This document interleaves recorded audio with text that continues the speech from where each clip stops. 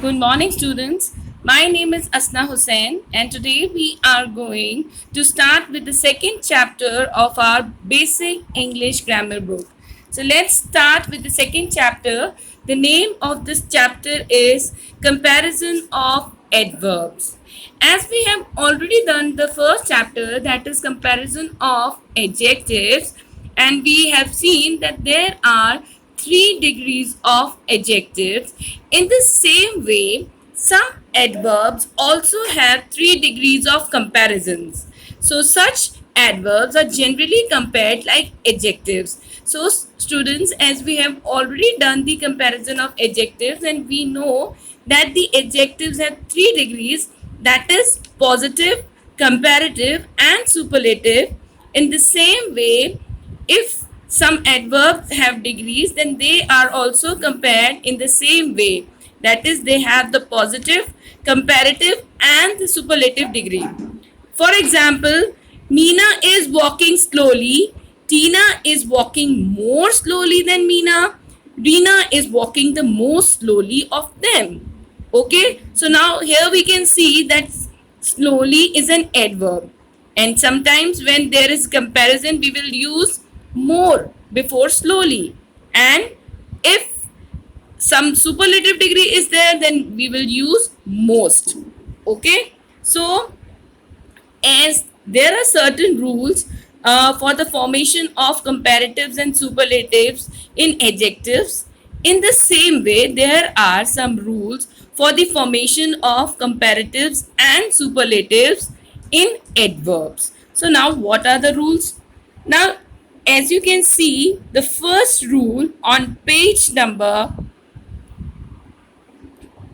10. Yes, so as you can see this chart, it has positive, comparative and superlative degrees. So if the adverb is of one syllable, its comparative is formed by adding er and its superlative by adding est to the positive. So students, we have seen that this rule is just the same as the adjectives.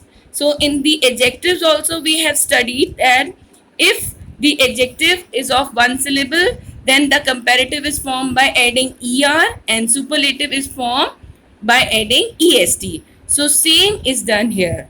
For example, early is an adverb, comparative degree is earlier, superlative earliest, fast, faster, fastest, and so on.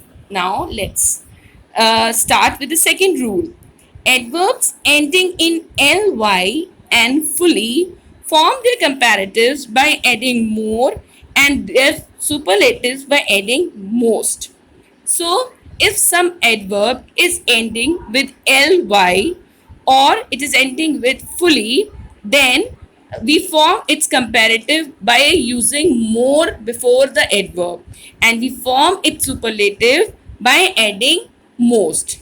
Okay, so let's see examples.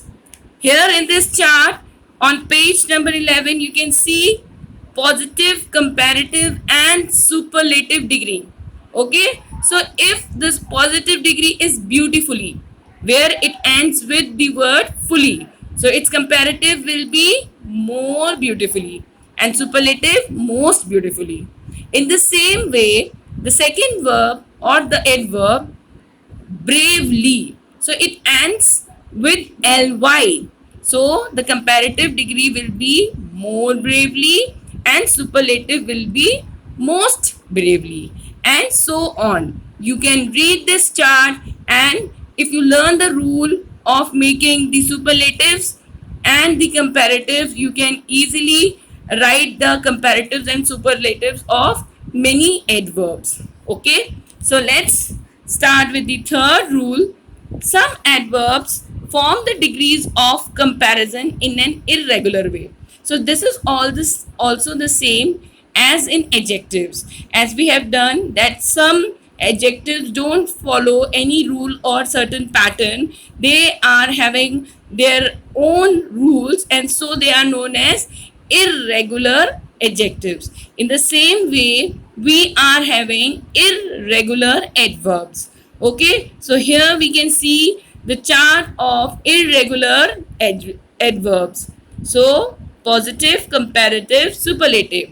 For example, far, farther, farthest, or far, further, furthest, ill, worse, worst, late, later, latest. So students, as you have done in the adjective part, here also you have to learn this chart because they don't follow any rule or pattern. So this small chart has to be by hearted by you. Okay, now let us talk about the position of adverbs. As we all know that adverbs are verbs which modify verbs, adjectives or other adverbs. So adverbs not only modify a verb, it also modify an adjective or an adverbs. And so these cannot be placed just anywhere in a sentence. They have a place of their own. Here are a few rules which are usually followed in positioning adverbs in a sentence. So let's see what rules are followed in the position of adverbs. When an adverb modifies an adjective or another adverb, it is placed immediately before the adjective or the adverb it qualifies. So, if there is an adjective or an adverb in the sentence, so we put or we place the adverb just before that adjective or the second adverb. For example, the mango is very sweet. Here, sweet is an adjective and very is an adverb, and it is placed just before sweet. She escaped quite cleverly. Now, cleverly is an adverb and quite is also an adverb which is just placed before the second adverb, that is cleverly. Okay. Now, the next rule. There are adverbs of manner which gives the answer of the question how some work has taken place: slowly, carefully, beautifully, well, fast, hard. And there are adverbs of time which gives the answer to the question when the work has taken place, when some work has taken place. Now, then, today, tomorrow, next week, last Sunday. And now there are adverbs or adverb phrases of place where some work has taken place. The answer of the question where is the adverb of place. Examples: here, there, everywhere, on the wall, at the door. So these are the adverbs of manner, adverb of time, and adverb of place are generally placed after the verb if the verb is intransitive, and after the direct object if the verb is transitive. Okay, so let's see the chart.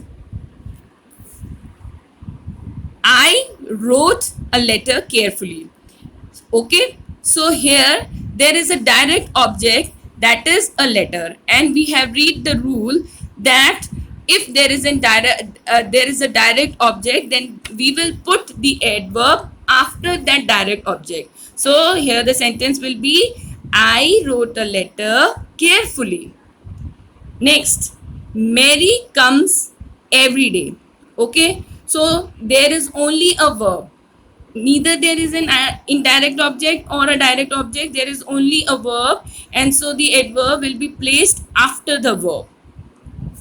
She gives the dog a bone on Sundays. Now here in this sentence we are having an indirect object also and a direct object also, and there is a verb also. So here the adverb of time will be placed at the last. For example, she gives the dog a bone on Sundays. He paid me the money in the shop. Okay, so this here the adverb is the adverb of place, and because there is a verb also and there is an indirect and direct object, so the adverb of place is positioned at the last of the sentence. Okay, So the rest of the exercises or the rest of the rules we will discuss in our next video. Till then, goodbye.